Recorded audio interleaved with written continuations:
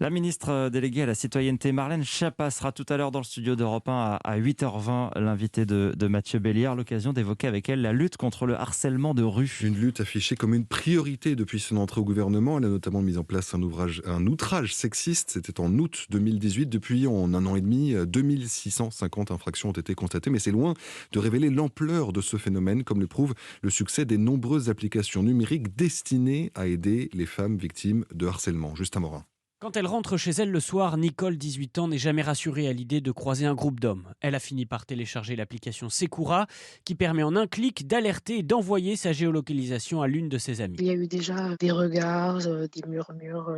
Qu'est-ce que tu fais là toute seule, petite poulette, je t'ai perdue. Du coup, c'est rassurant un peu d'avoir cette application-là. Sekura, c'est à peu près 500 téléchargements par semaine. Citons aussi Qui Vive, Street Alert ou Sorority, lancée il y a 6 mois. Elle s'appuie sur une communauté de près de 11 000 femmes. En cas d'alerte, l'application vous met en relation avec d'autres utilisatrices situées près de vous. Sa fondatrice, Priscilla Routier-Triard. Oui, il faut multiplier les initiatives et les personnes qui travaillent dessus, et surtout, ça prouve qu'il y a de plus en plus de prise de conscience. Pour avoir une communauté sûre, un contrôle strict est effectué. Près des 2 tiers des demandes d'inscription sont rejetées. Le problème, c'est que ce travail n'est pas toujours réalisé, alerte Diratan Ndiaye, pionnière du secteur avec l'appli Appel, 50 000 téléchargements créés il y a 6 ans. Il y a une différence entre vouloir agir en soutien des victimes et avoir les bons réflexes.